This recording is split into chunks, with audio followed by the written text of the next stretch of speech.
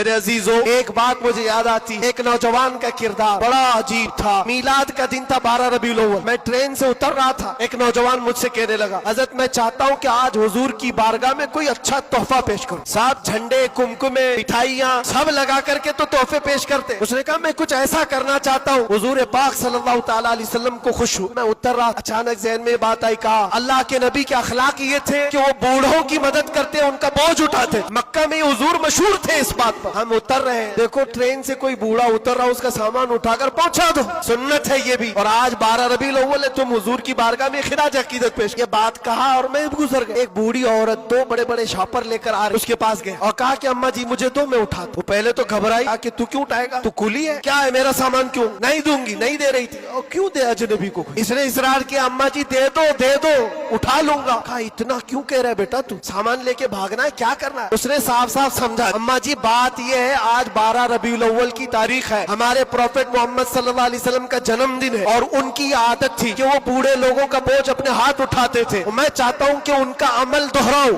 उनके अखलाक पर अमल करूं और मैं उनकी रूह को खुश करूं। बूढ़ी के दिल में बात, ले बेट, तू तेरे नबी की बात कर रहा है, तुम्हारा कोई त्योहार का दिन है, ये करना है तो करो। वो शॉप पर लेकर के गया, उसको जहाँ तक पहुँचाना था पहुँचाया। ये बात आई गई, गुजर गई। हम भी तो सोचते हैं कि छोटी सी बात। 6 महीने गुजर जाने के बाद उस नौजवान ने मुझसे कहा कि हज़रत वो बूढ़ी औरत जिसका मैं सामान उठाया, वो अभी राब्ते में, कांटेक्ट में अभी आई और कह रही है कि बेटा 6 महीने गुजर गए, अब तक मैं तेरे नबी का बायोडाटा ही पढ़ रही हूँ, अब तक मैं उनके अखलाक ही पढ़ रही हूँ। क्यों? तेरे उस अमल ने मुझे इतना मुतासिर किया। इस जमाने का कोई जवान, अरे मेरे बेटे मेरे पोते नहीं आए मुझे लेने, किसी और का बेटा मेरा सामान उठा रहा है, इसके अंदर इतना असर कहाँ से आया। और जब तूने बताया तेरे नबी के अमल है, मैंने सोचा कि उस नबी को क्यों ना पढ़ूं। पढ़ते पढ़ते मैं इस मकाम पर पहुंच गई।